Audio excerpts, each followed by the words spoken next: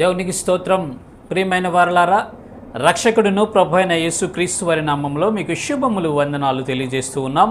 దేవుడు మిమ్మలను, మీ బిడ్డలను, మీ కుటుంబములను దీవించి ఆశీర్వదించునుగాక. ఆమెన్. God bless you. దేవునికి స్తోత్రం. హల్లెలూయా. ప్రియమైన దేవుని బిడ్డలారా, ఒక్కోసారి మనకి విపరీతమైన కోపం వస్తుందండి. విపరీతమైన కోపం వస్తే గట్టిగా అరుస్తాం. ఒక్కొక్కరు ఒక్కో రకంగా బిహేవ్ చేస్తారు. కొంతమంది అయితే గట్టిగా అరుస్తారు, కొంతమంది అయితే ఎదుటి వాళ్ళని కొడతారు, కొంతమంది అయితే ఇంట్లో వాళ్ళని కొడతారు, కొంతమంది అయితే సామాన్ని పగలగొట్టేస్తారు, విసిరి వేస్తూ ఉంటారు, కొంతమంది అయితే గేటు ఇసిరి కొట్టేసి అలిగి వీధిలో పడి వెళ్ళిపోతూ ఉంటారు. రకరకాలుగా బిహేవ్ చేస్తుంటారు. కొంతమంది అయితే కోపం వస్తే అసలు ఎవరితో మాట్లాడకుండా సైలెంట్గా కూర్చుంటారు. అయితే ప్రియమైన దేవుని బిడ్డలారా, విశ్వాసులను చెప్పబడే మనము కోప్పడకూడదు. కోపపడటం వల్ల మనం నష్టపోతాము. కోపం అనేది మనకు తగదు అని పరిశుద్ధ లేఖనాలు సెలవిస్తున్నాయి. చూద్దాము లేఖన భాగము ప్రసంగి గ్రంథము 7వ అధ్యాయము 9వ వచనము మనం చూసినట్లయితే అక్కడ జ్ఞాని ఈ రీతిగా మాట్లాడుతూ ఉన్నాడు.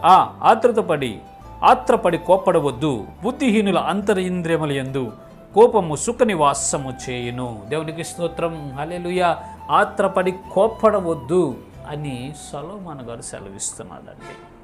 దేవుని జ్ఞానముతో నింపబడినటువంటి వ్యక్తి, దైవజనుడు, దేవుని దాసుడు మాట్లాడుతున్న మాటలు ఏంటంటే ఆత్రపడి కోప్పడవద్దు అని చెప్తున్నాడు. ఈ లోకంలో కూడా ఒక సామెత ఉంది, తన కోపమే తనకి శత్రు.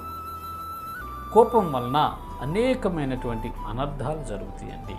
మనము కోపపడటం వల్ల మన జీవితంలో ఎంతో నష్టాన్ని మనం సవిచూడాల్సి వచ్చింది, ఎంతో కష్టాన్ని మనం అనుభవించాల్సి వచ్చింది. ఒక్కోసారి ఆ కోపం వల్ల మన జీవితమే కిందకి దిగజారిపోతూ ఉంటుంది. ఒక్కోసారి కోపం వల్ల మన జీవితంలో ఆవేశపడి ఆ కోపం చేత తీసుకున్న నిర్ణయాల వలన మనము, మన కుటుంబం, మన బిడ్డలు, మన రక్త సంబంధికులు బాధపడవలసి వస్తుంది. ఒక్కోసారి ఎంతో నష్టంలోకి మనం వెళ్ళిపోవాల్సి వచ్చింది. కాబట్టి ప్రియమైన దేవుని బిడ్డలారా, ఆత్రపడి కోపడవద్దండి. కోపడవద్దు. కోపం వలన నష్టము, అనర్థాలు దారితీస్తుంది. ప్రియమైన దేవుని బిడ్డలారా, వాక్యం వింటున్నటువంటి ప్రజలారా, విశ్వాస వీరులారా, మరి మీరు మీ జీవితములలో, మీ కుటుంబములలో, మీ జీవితానికి సంబంధించి ఆలోచనల్లో మీరు కోపపడి అనవసరమైనటువంటి డెసిషన్స్ తీసుకొని కోపం వల్ల అనేక నష్టాన్ని, అనేక కష్టాలలో మీరు ఉంటూ ఉన్నారా? ప్రియమైనటువంటి దేవుని బిడ్డలారా, అయితే దేవుడు సెలవిస్తున్న మాట, ఆత్రపడి కోపపడవద్దు.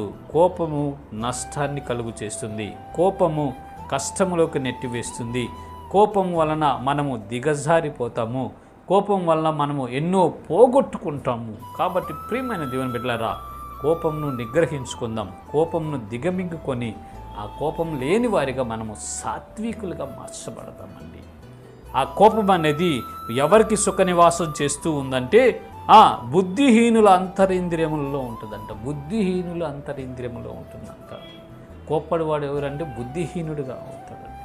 బుద్ధిహీనులుగా దేవుడు మనల్ని చేయలేదండి, బుద్ధిమంతులముగా దేవుడు మనల్ని చేశాడు. కాబట్టి ఆత్రపడి కోపపడే అలవాటు నీకేమన్నా ఉంటే సహోదరుడా, సహోదరి, దయచేసి మార్చుకోనండి.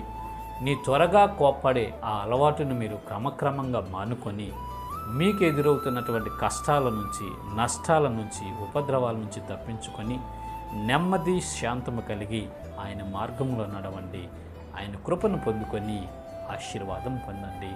దేవుడిటి కృప మనందరికీ దయచేయనుగాక. ఆమెన్. God bless you. దేవునికి స్తోత్రం. హల్లెలూయా. Praise the lord.